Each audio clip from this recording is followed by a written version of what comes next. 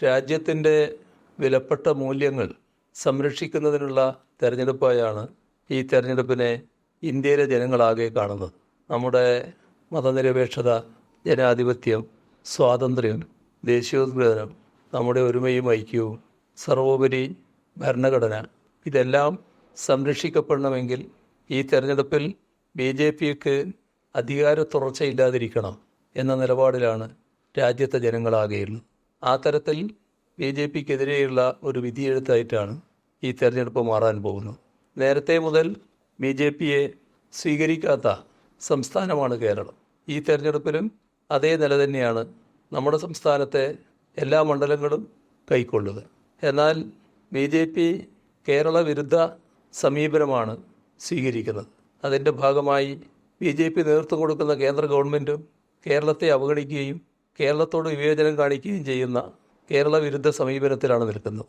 ഇവിടെ UDFും കഴിഞ്ഞകാല അനുഭവം വെച്ചാൽ BJP സർക്കാരിനോടൊപ്പം നിന്ന് കേരള വിരുദ്ധ മനോഭാവം കാണിക്കുന്നതാണ് കേരളത്തിൻ്റെ അനുഭവം.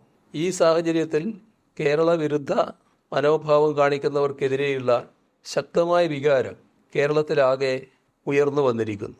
എല്ലാ പാർലമെൻ്ററി മണ്ഡലങ്ങളിലും കേരളത്തിൽ ഒരേപോലെ ഇതിൻ്റെ ഭാഗമായി കേരള വിരുദ്ധ മനോഭാവം കാണിക്കുന്നവരെ ഒറ്റപ്പെടുത്തണം എന്ന നിലപാടാണ് ശക്തമായി ഉയർന്നിട്ടുള്ളത്.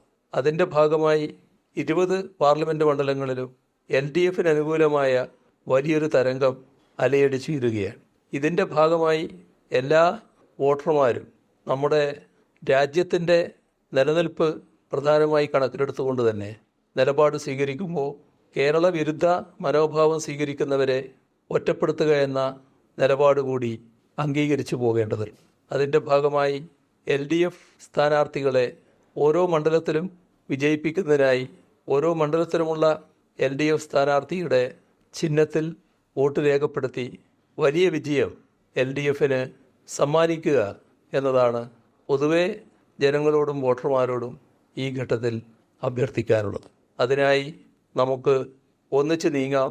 കേരളത്തിൻ്റെ മുന്നേറ്റത്തിന് സഹായകമാകുന്ന നിലപാട് ഈ തെരഞ്ഞെടുപ്പിൻ്റെ ഭാഗമായി സൃഷ്ടിക്കുക എന്നുകൂടി എല്ലാവരോടും അഭ്യർത്ഥിക്കും.